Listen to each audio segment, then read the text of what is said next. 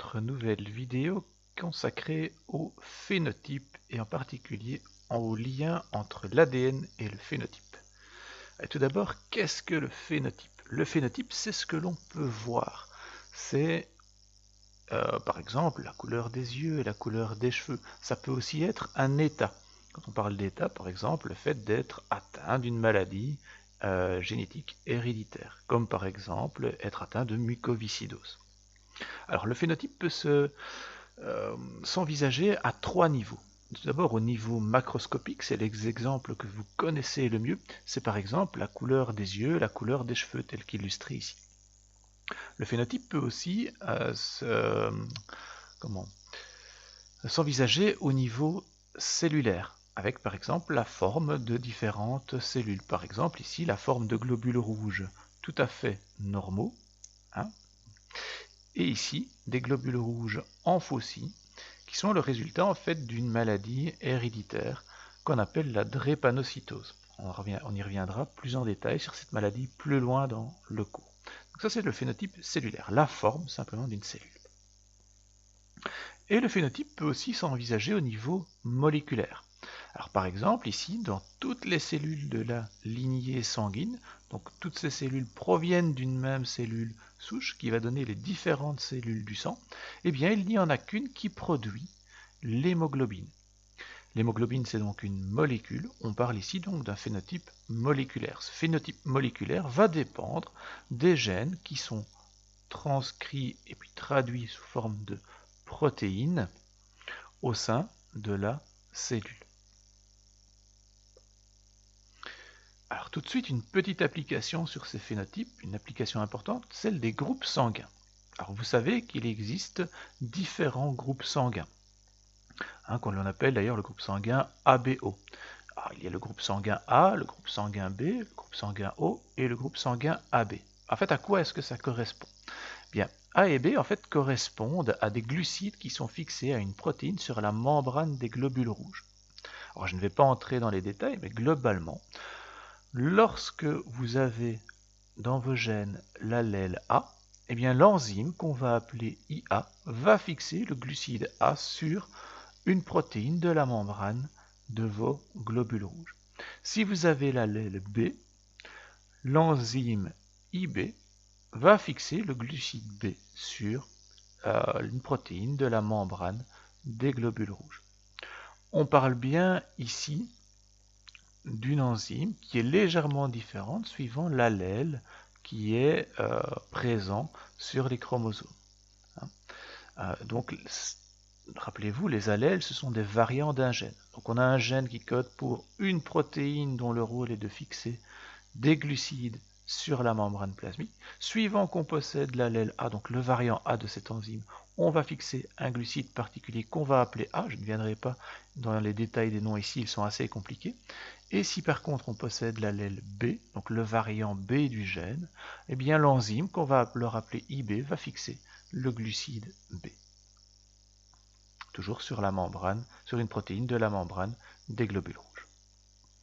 Alors, et le groupe sanguin O alors? Ben, le groupe sanguin O, c'est quand l'enzyme n'est en fait pas fonctionnelle et ne sait pas fixer de glucides sur la membrane.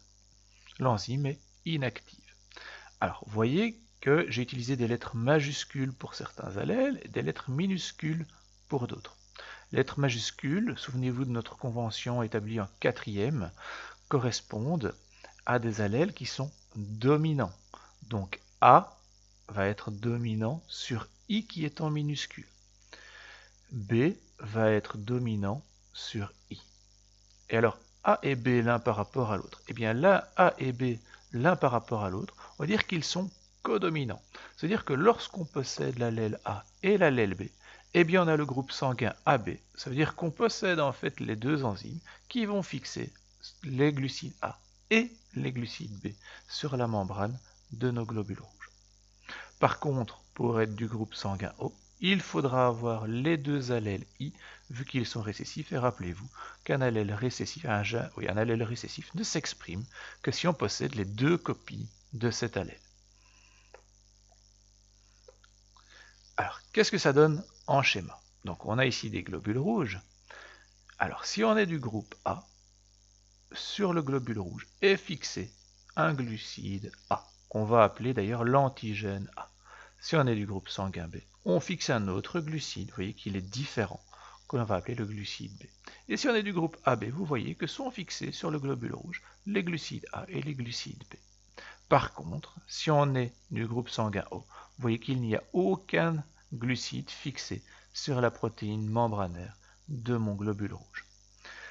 Alors, les personnes du groupe sanguin A vont posséder dans leur sang des anticorps anti-B.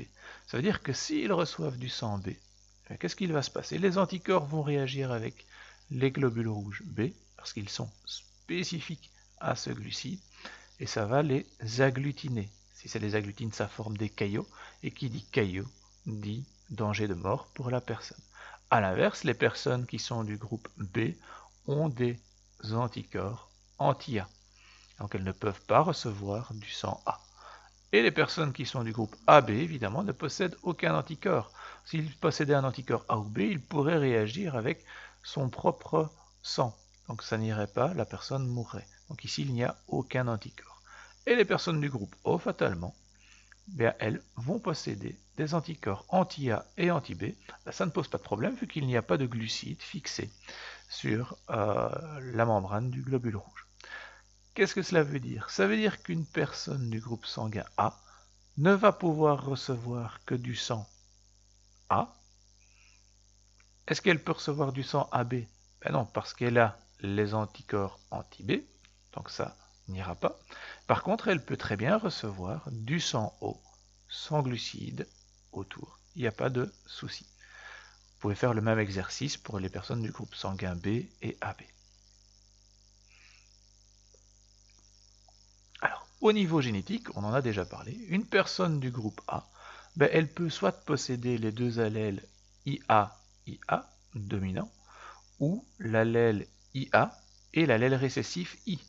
Comme A est dominant sur petit i, comme IA est dominant sur petit i, elle sera bien du groupe sanguin A.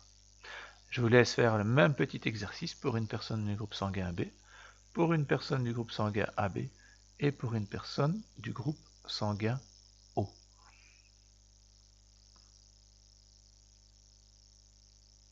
Éventuellement, vous mettez votre vidéo en pause, le temps de faire le petit exercice. Voilà, et donc qu'est-ce que vous avez trouvé normalement? Eh bien, une personne du groupe sanguin B, vous avez dû trouver qu'elle peut posséder soit les allèles IB ou IB petit i. Une personne du groupe sanguin AB va posséder les allèles IA et IB, et rien que cela. Une personne du groupe sanguin O va posséder les allèles petit i et petit i.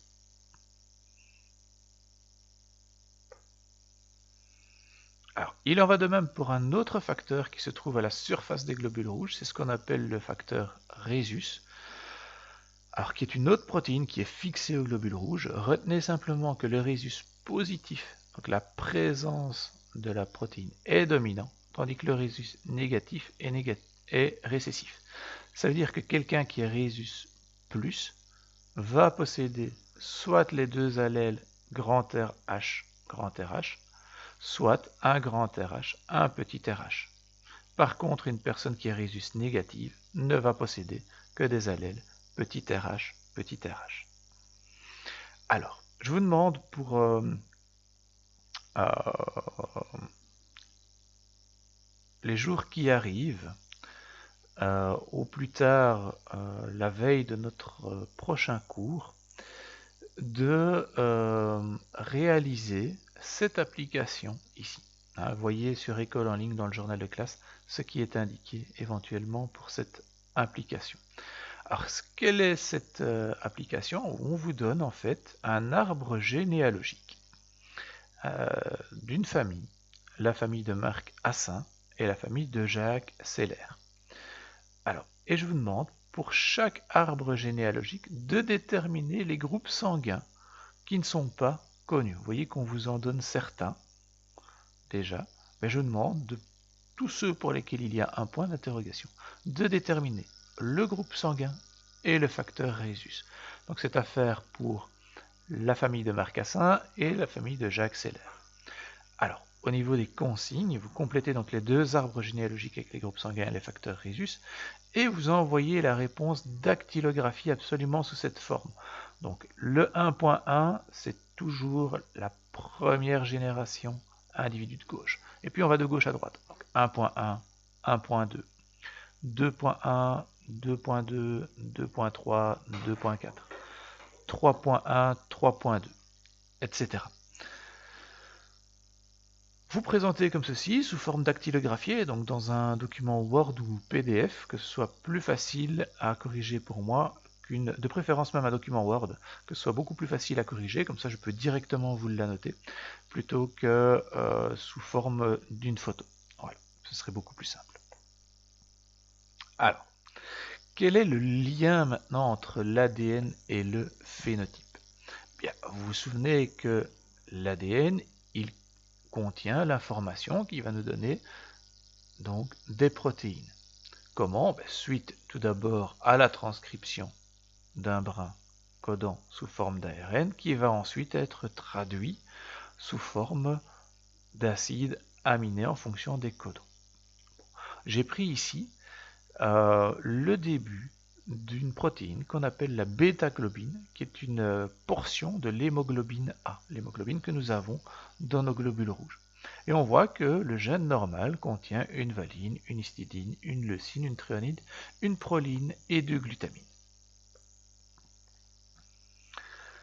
Alors, essayons de comparer cette séquence d'un autre allèle de la bêta-globine qu'on va appeler l'allèle S, et voyons s'il y a des différences entre ces deux séquences. Bon, je commence G, pas de différence. T, T. G, C, pas de différence. A, C, T, ok. A, C, T, C, oui. A, G, et puis A. Et là, T. On a un nucléotide qui va changer. Quelle va avoir comme conséquence la modification de ce nucléotide? Si vous reprenez votre code génétique, vous allez voir qu'en fait on va remplacer la 6e glutamine par une valine. Le changement d'un acide aminé dans la protéine, on l'a vu lors de la synthèse des protéines, va modifier peut-être, sans doute même, la structure de la protéine, sa forme. Sa structure, bien sûr sa structure primaire, mais aussi sa structure secondaire et probablement sa structure tertiaire. Si la protéine change de forme, sa fonctionnalité n'est plus exactement la même. Et ici, qu'est-ce que ça va produire? Ça va produire en fait une protéine qui est beaucoup plus rigide et beaucoup plus allongée, qui va déformer les globules rouges. Elle va les déformer comment? Sous cette forme ici de faucille. C'est d'ailleurs ce qu'on appelle l'anémie falciforme. Et en fait, qu'est-ce que ça produit? Vous voyez que quand les globules rouges sont bien ronds et biconvexes, ils peuvent passer facilement dans les vaisseaux sanguins. Par contre, lorsqu'ils sont sous forme de fossiles, ils peuvent former des amas qui vont produire des problèmes de circulation sanguine et parfois la mort des personnes qui sont atteintes. Alors pourquoi est-ce que cette maladie existe? Pourquoi est-ce que cet allèle existe? Et il est relativement présent dans la population, surtout en Afrique.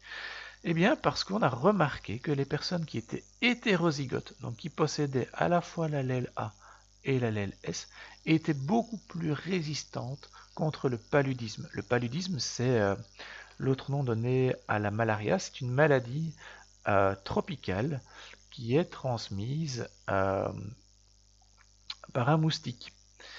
Et le fait d'être hétérozygote protège apparemment les personnes qui ont les deux allèles, contrairement à des personnes qui seraient homozygotes A dans ce cas-ci.